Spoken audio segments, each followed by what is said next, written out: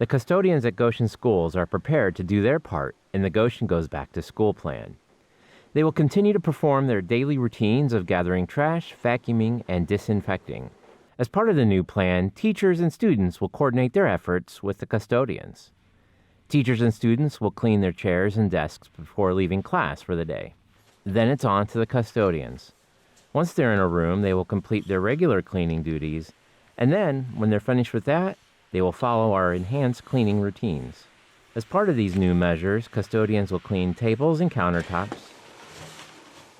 Next up, they'll be disinfecting sinks and other high-touch surfaces like sanitizer stations, light switches, and doorknobs.